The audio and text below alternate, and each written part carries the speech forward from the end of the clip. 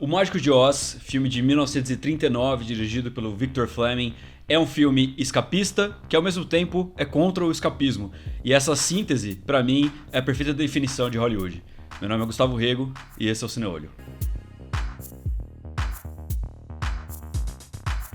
Dorothy é uma menina que vive com seu cachorrinho Totó na zona rural do Kansas, no sul dos Estados Unidos. Ela vive com medo da vizinha dela, que diz que vai sacrificar o cachorrinho dela, mas aparentemente ninguém ali se importa muito com isso. Até que um tornado atinge aquela fazenda, ela fica desacordada e acaba acordando num mundo de fantasia maravilhoso que é o mundo de Oz. Então logo no início a gente percebe que a grande questão do Mágico de Oz é esse conflito entre realidade e fantasia. O Kansas, representado pela paleta preta e branca, é o mundo da realidade, onde as coisas são mais chatas, onde tem dificuldades da vida. Inclusive, a música que toca nesse início é uma música mais melancólica, mais triste. Oz, por outro lado, é o mundo colorido, é o mundo divertido, em que as aventuras acontecem. E as músicas que são encenadas são bem mais divertidas, alegres, engraçadas.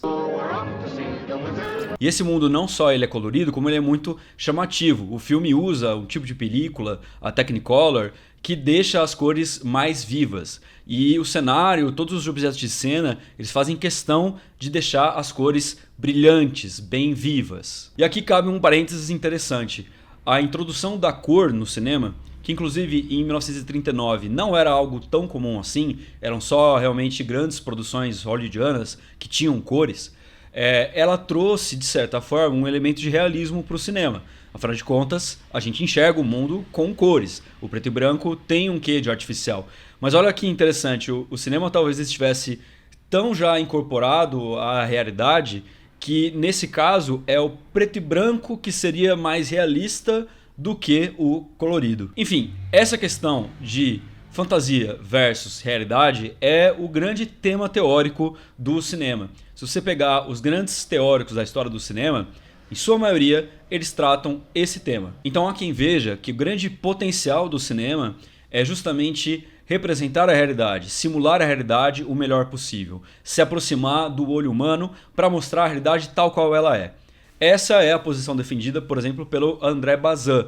Ele defendia um certo tipo de encenação que obedecesse à realidade o melhor possível. Então, por exemplo, ele era contra ter muitos cortes, ele era a favor de planos mais abertos, com profundidade de campo, tudo isso para fazer realmente um retrato, entre aspas, mais fiel do que é a realidade. Por outro lado, há outros teóricos e cineastas que defendem que o potencial do cinema deve ser justamente o de criar universos novos, né? Simular uma realidade impossível, né? Seriam esses caras formalistas que tentam justamente criar um quê artificial. Então, por exemplo, nos filmes do expressionismo alemão, né, você tem essa maquiagem muito forçada, um contraste de luz e sombra muito grande, cenários bem angulosos, né? Ou então no construtivismo russo, a gente tem essa montagem que relaciona objetos que a princípio não teriam relação direta para criar uma impressão nova. Enfim, a ideia seria justamente a de contorcer a realidade o melhor possível para criar algo novo. Bom, qual seria a posição de Hollywood nessa questão ampla do realismo? Vamos voltar para o Mágico de Oz. No Mágico de Oz, a gente tem uma celebração desse mundo da fantasia. Esse filme é a cara da superprodução de Hollywood. Um filme caro, que envolve um grande apuro técnico, que promove uma imersão do espectador num mundo de fantasia, num mundo onde tudo é lindo, tudo é animado. Mas, por outro lado, a mensagem que fica explícita no roteiro do filme é justamente um desejo de retorno à realidade, uma valorização da realidade. Praticamente desde o começo, a Dorothy sabe que aquele universo é uma fantasia, um sonho. Quer dizer, ela não chega a dizer isso explicitamente, mas ela sabe que aquela não é a casa dela. E ela quer voltar para casa e ela quer voltar pro contato com a tia dela que ela tanto ama. E a mensagem que é dita explicitamente ao final do filme é o "There is no place like home". Não existe lugar como a nossa casa. There's no place like home. There's no place like home. O Mark Cousins, autor do livro A História do Cinema, O Mark Cousins, autor do livro A História do Cinema, até comenta que é bem curioso, assim, que esse filme, que é uma grande celebração, um grande representante do cinema escapista de Hollywood, tenha justamente um argumento meio que anti-escapista. E mais interessante ainda é pensar que no mesmo ano, em 1939, Hollywood também lançou um grande clássico, inclusive que foi o grande sucesso de bilheteria daquele ano e por muitos anos em seguida, que seria E o Vento Levou. Nesse filme tem a Scarlett, que também vivia idealizando uma vida perfeita, tinha toda essa nostalgia dos velhos tempos dos Estados Unidos. E o filme mostra como essa ilusão dela, esse apego dela a essa nostalgia e a esse idealismo fizeram com que ela não pudesse viver e aproveitar as coisas reais que ela tinha na vida dela. E no Mágico de Oz também é o vento que leva a casa da Dorothy embora. Verdade. Verdade. E a coisa fica mais incrível ainda se a gente reparar que o diretor de O Vento Levou também é o próprio Victor Fleming. Só que no caso do Vento Levou, ele passou pelas mãos de vários diretores, acho que 4, e o Victor Fleming foi o último, e por isso que ele aparece nos créditos. Mas na verdade ele até foi quem menos participou da direção do Vento Levou. Então realmente é quase que uma coincidência temática, não exatamente uma visão do autor. Bom, para aprofundar o significado dessa contradição, vou falar agora do contexto histórico, que acho que ajuda a entender isso. Esse filme é de 1939. 10 anos antes, os Estados Unidos passavam pela pior crise econômica da sua história, né? A crise de 29. Então toda a década de 1930 foi atravessada pelo problema dessa crise e pelo trauma dela, né? Porque o epicentro foi em 29, mas é claro que ela continuou tendo reverberação. Por mais que os Estados Unidos tenham tido uma relativa recuperação depois com o New Deal, mesmo assim foi uma década muito difícil. Curiosamente, a gente poderia esperar que, em função de uma crise econômica, a renda do cinema caísse. Afinal de contas, foi uma crise econômica que reduziu a renda de todos os setores do mercado. Mas o cinema até que não foi tão atingido por isso, porque nesse contexto as pessoas justamente queriam mais ir ao cinema para escapar da realidade ruim, né? Justamente para escapar dessa situação de angústia, né? De problemas que elas estavam vivendo ali. E o cinema, na época, não era tão caro assim, era alguns poucos centavos, você conseguia lá curtir uma sessão. Como se não bastasse a crise econômica, ainda o sul dos Estados Unidos foi atravessado por várias tempestades de areia na década de 30. A tempestade de areia é representada, como a gente viu, literalmente no Mágico de Oz. Outro filme que também retrata esse contexto da crise econômica e das tempestades de areia é o As Vinhas da Ira, um filme sobre o qual já fiz vídeo aqui no canal. Um filme, aí esse tem um tom mais realista, um filme sensacional, dirigido pelo John Ford. Como resultado dessa combinação de crise econômica com um problema ambiental, muitos camponeses pobres do sul dos Estados Unidos perderam as suas terras para os bancos, né? Eles entravam em dívidas com os bancos por uma série de razões e aí eram obrigados a entregar as suas terras. E isso provocou uma migração em massa dessas regiões aí do Kansas, do Texas, Novo México, ali do sul dos Estados Unidos para a Califórnia, que também fica no sul, mas já era uma região economicamente melhor desenvolvida. Aliás, a região onde se localiza Hollywood. As Vinhas da Ira trata disso, mas o Mágico de Oz também. Lembra que eu falei que a vizinha da Dorothy queria sacrificar o Totó? Outra coisa é que essa mulher também quer tomar as terras da família, porque ela também está representando um banco. Então a grande vilã do filme, ela também é esse banco que toma as terras dos camponeses pobres. Elmira Gulch. Just because you own half the county doesn't mean you have the power to run the rest of us. Nesse sentido, o Mágico de Oz seria uma mensagem perfeita para esse momento. Por um lado, ele celebra o escapismo, ele celebra a necessidade da fantasia para você fugir de uma realidade ruim, um momento ruim, né? Você ir para um plano de ilusões, de sonhos, né? Para poder suportar essa realidade. Por outro lado, ele também tem uma mensagem de conformismo, quer dizer, apesar de todos os seus problemas, a sua casa é a sua casa, quer dizer, a casa é o lugar do conforto, do bem-estar. Então também tem essa ideia de saiba valorizar o que você tem, por mais que a sua realidade pareça muito ruim. É a ideia do There is no place like home, né? Não existe lugar como a nossa casa. Você pode inclusive reparar que no mundo de Oz tem várias referências à riqueza. É a cidade que é de esmeralda, é a estrada que é de ouro, é o sapatinho que é de rubi. Então tudo em Oz faz referências a metais preciosos, portanto a riqueza. Mas ao mesmo tempo, nada disso é real. Então é como se o filme estivesse dizendo para você não valorizar às questões materiais, perceber que tudo isso é ilusão, que o que realmente importa é aquilo que está dentro de nós, é o ser humano, são as nossas relações humanas. Bom, até aí tá tudo certo, tudo muito bem, tudo muito bom. Acontece que a gente pode perceber um certo cinismo nesse argumento do Mágico de Oz. Pelo menos é essa a visão que a gente tem se a gente olhar para a obra do Adorno e Horkheimer. Esses dois autores alemães escreveram um texto chamado A Indústria Cultural, em que eles dizem o seguinte: a indústria do entretenimento e das artes é um mecanismo ideológico, ou seja, ele leva a uma aceitação da realidade social tal qual ela é. Ela seria uma força conservadora na sociedade e alienante, ou seja, as pessoas que consomem os produtos da indústria cultural estariam perdendo a condição de pensar por conta própria, de forma crítica e livre. E estariam dessa forma deixando...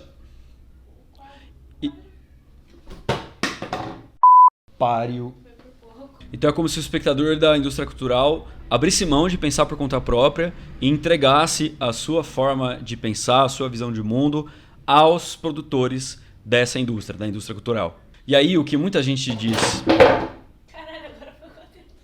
E aí os defensores da indústria cultural vão dizer: ah não, mas isso é necessário, as pessoas precisam escapar da vida ruim, porque afinal de contas você chega estressado lá do trampo, não sei o quê, e você precisa de um filme de fantasia, né, para poder relaxar, poder, como as pessoas dizem hoje em dia, né, desligar o cérebro. Mas o que o Adorno e o Horkheimer dizem é justamente que não é a fuga da realidade ruim o que a indústria cultural propõe, mas a resignação, a aceitação da realidade ruim. O exemplo que eles dão é dos desenhos animados. Então vamos pegar, por exemplo, Papaléguas e Coiote. O Coiote tem o objetivo de pegar o Papaléguas. Ele tenta insistentemente e nunca consegue. Ele é destruído todas as vezes que ele tenta pegar o Papaléguas. E na cena seguinte ele volta inteirinho, a mesma forma, sem nenhuma cicatriz, e tenta novamente. E tenta novamente.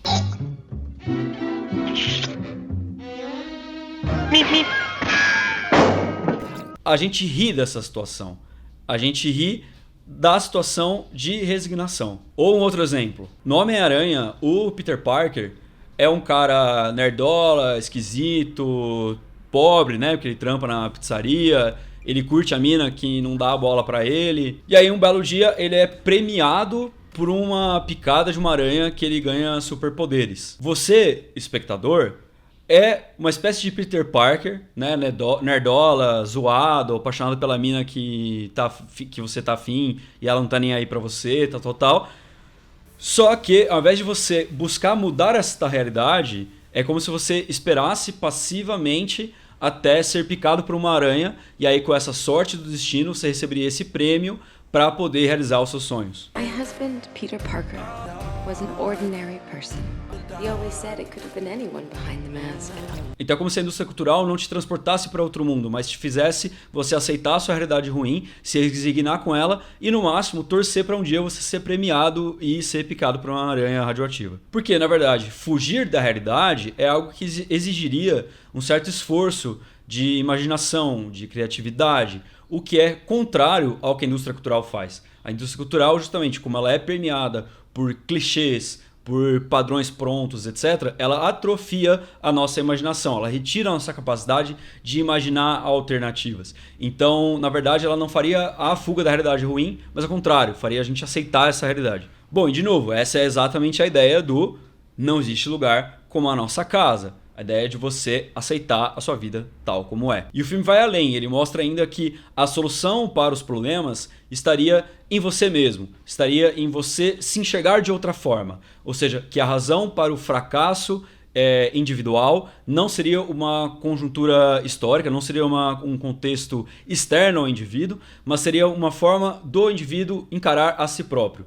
Então, por exemplo, o Homem de Lata descobre que na verdade ele sempre teve um coração, bastava ele reparar nisso. O Homem de Palha deseja ter um cérebro, mas desde o início ele se mostra o personagem mais inteligente. Assim como o leão era sim corajoso, bastava ele acreditar em si próprio. O Mágico de Oz, na verdade, é um farsante, ele funciona como uma espécie de efeito placebo, né? Fazendo com que os indivíduos percebam que eles não precisavam daquela mágica, mas que eles poderiam acreditar em si mesmos. E se você reparar bem, esse é o perfeito discurso liberal, é o papo de coach, né? Eu imaginaria muito bem um primo rico da vida falando isso, né? Quer dizer, os problemas não estão no seu contexto, não está fora de você, mas é algo que depende apenas da maneira como você encara o mundo, é tipo o seu mindset. E talvez até aqui você esteja surpreso, porque esse é um vídeo que fala sobre o Mágico de Oz, e até agora eu não falei aquilo que vários vídeos no YouTube falam sobre o Mágico de Oz, sobre o contexto da produção do filme, que foi bizarra. Talvez a essa altura você já esteja informado,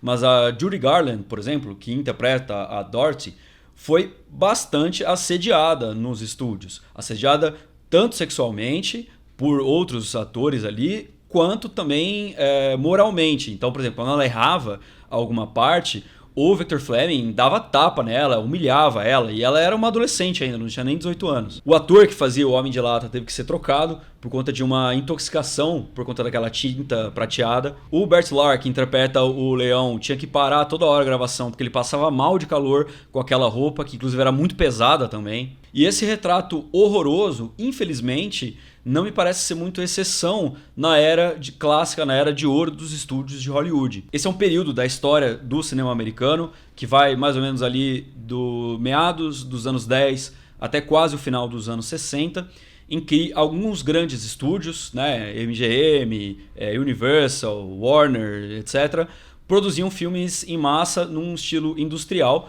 com grande grau de centralização. Então os produtores meio que mandavam tudo ali no set, e os demais artistas tinham uma relativa pouca autonomia de trabalho.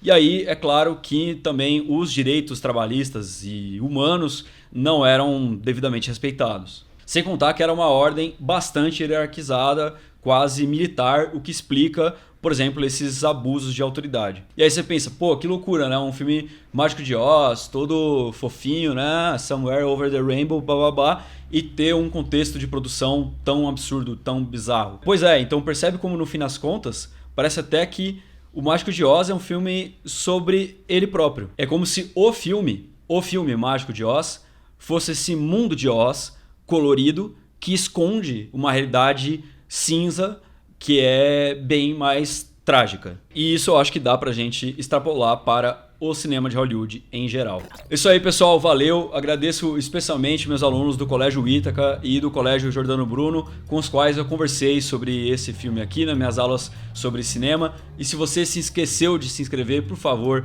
inscreva-se aqui embaixo. E se você quiser me ajudar a custear a edição e a produção aqui dos meus vídeos, considere dar o seu apoio lá no Apoia-se, apoia.se/Cineolho. Qualquer R$5 que você der por mês já ajuda bastante com esses custos, beleza? Muito obrigado, esse foi mais um Cineolho, analisando filmes, interpretando o mundo.